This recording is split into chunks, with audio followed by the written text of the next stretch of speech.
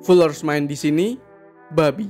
Orang Indonesia paling anti banget sama hewan satu ini. Ya nggak semuanya juga sih, tapi karena kita mayoritas Islam, makanya fenomena ini bisa terjadi. Meskipun babi dikucilkan di Indonesia, tapi perlu diakui bahwa daging babi merupakan daging yang paling banyak dikonsumsi di seluruh dunia.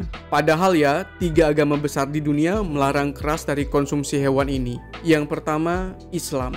Ayat yang mengharamkan babi sudah jelas tertulis. Tapi memang jika ada kondisi darurat yang mengharuskan untuk makan babi demi bertahan hidup, maka diperbolehkan. Yang kedua, sama seperti Islam, agama Yahudi juga melarang konsumsi babi karena mereka kotor. Dan ada satu lagi, agama yang melarang konsumsi babi, yaitu agama Kristen. Ya nggak semuanya juga sih menjalankan larangan ini terkait interpretasi ayatnya, dan bukan ranahku juga buat ngomonginnya. Tapi ada sebagian kecil aliran di Kristen yang masih menerapkannya. Meskipun ya sudah tertulis jelas di ketiga kitab suci agama besar tadi, tapi masih banyak orang, terutama di era modern sekarang ini, yang nggak lagi menjadikan kitab suci sebagai pedoman hidup mereka, dan hanya mau menjalankannya bila didasarkan oleh bukti-bukti ilmiah yang valid. Jadi di video kali ini kita akan melihat fakta dan opini ilmiah tentang bahayanya makan babi. So stay tuned and let's find out. Banyak orang yang bilang kalau babi itu sebenarnya nggak kotor kok. Cuman karena mereka ditaruh di tempat kayak gitu, jadinya kesannya jorok. Tapi mau setuju atau enggak, pendapatku pribadi sih babi adalah hewan yang kotor. Klaim ini didasarkan oleh sistem fisiologi tubuh babi sendiri yang memaksa mereka seperti itu. Sebelumnya perlu diketahui bahwa kulit babi memiliki sedikit kelenjar keringat dan bahkan beberapa nggak punya sama sekali.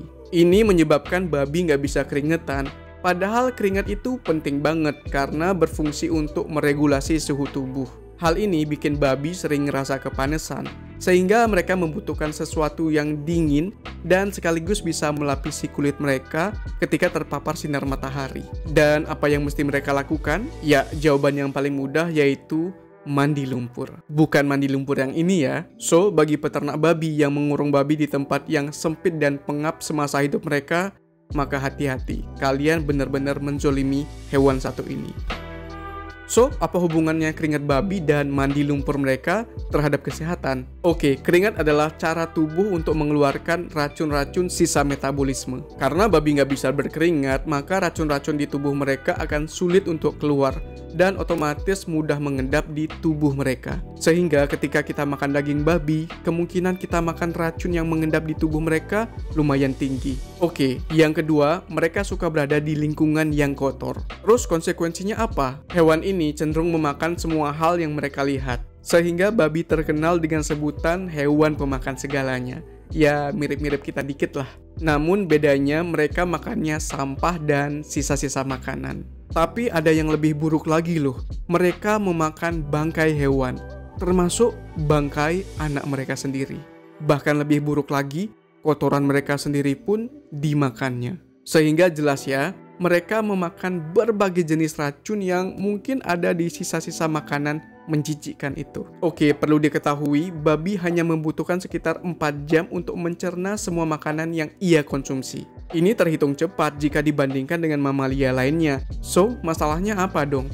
Kan lebih cepat lebih bagus nggak sih? Oke, karena pencernaan yang cepat menyebabkan racun-racun yang mereka konsumsi tidak bisa dirusak dan dieliminasi secara sempurna, sehingga menyebabkan racun-racun ini ikut masuk terserap ke dalam tubuh babi, sehingga mereka bisa mengendap di daging dan lemak hewan-hewan ini. Dan kalian pasti ingat bahwa racun-racun di tubuh mereka sulit banget dikeluarin karena mereka nggak bisa berkeringat. Tapi kan mengeluarkan racun nggak selalu lewat keringat, lewat ginjal menjadi urin ataupun lewat liver jadi kotoran kan juga bisa. Ya, kalian emang bener, tapi kita balik lagi ke kebiasaan hewan ini. Mereka cenderung memakan kotoran mereka sendiri, sehingga racun yang mereka keluarkan dimasukkan lagi. Kebiasaan babi ini menyebabkan racun-racun tersebut menumpuk di dalam tubuh dan mengacaukan hormon serta neurotransmitter mereka. Lebihnya lagi, DNA kita sama babi agak mirip nih.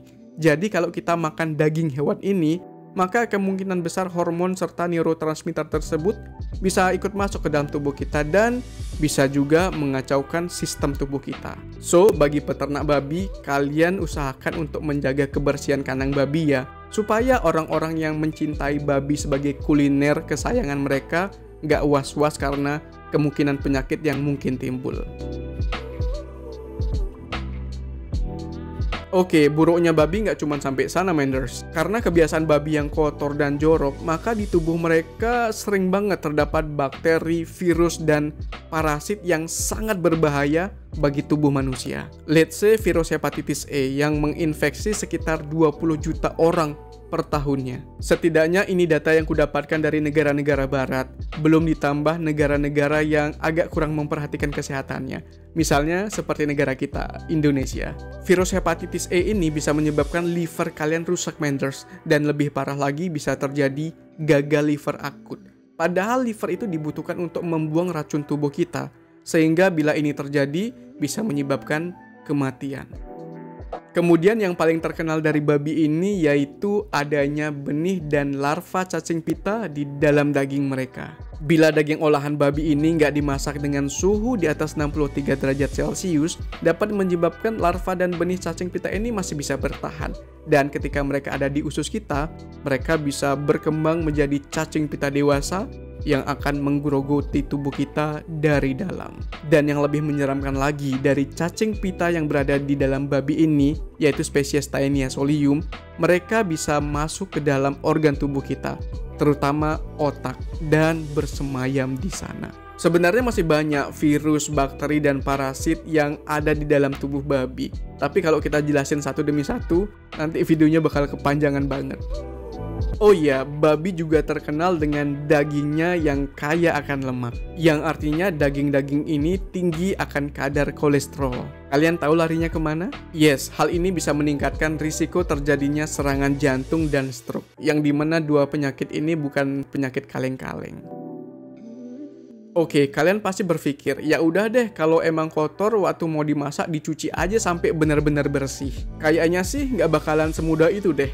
Karena ikatan kimia antara racun-racun ini dengan tubuh babi sangatlah kompleks. Sehingga mungkin dibutuhkan katalisator spesifik untuk memecah ikatan-ikatan itu.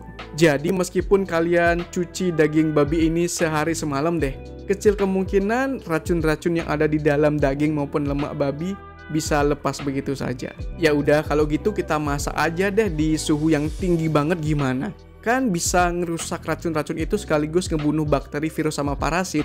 Memang beberapa tipe racun bisa rusak dengan pemanasan, dan juga beberapa bakteri, virus, dan parasit bisa ikutan mati akibat suhu tinggi.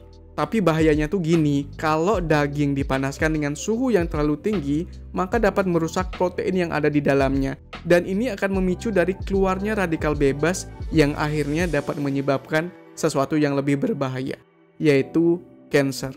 Ya udah deh gini, lingkungannya kita bener-bener jaga kebersihannya 24 jam, jangan sampai kotor dari lahir sampai dia ada di meja makan kita. Gimana itu? Kalau dengan cara ini, kemungkinan bisa-bisa aja sih.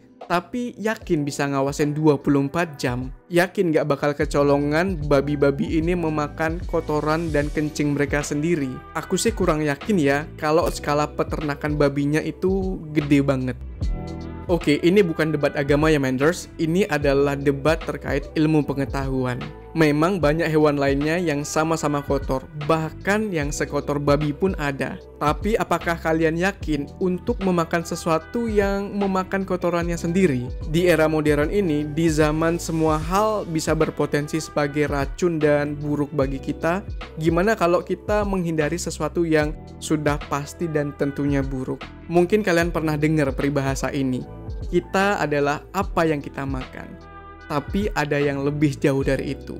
Kita adalah apa yang makanan kita makan.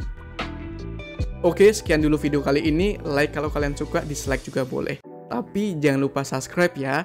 Dan kalau menurut kalian video ini bermanfaat dan berguna buat kalian, bisa kalian share ke teman, pacar, ataupun orang tua.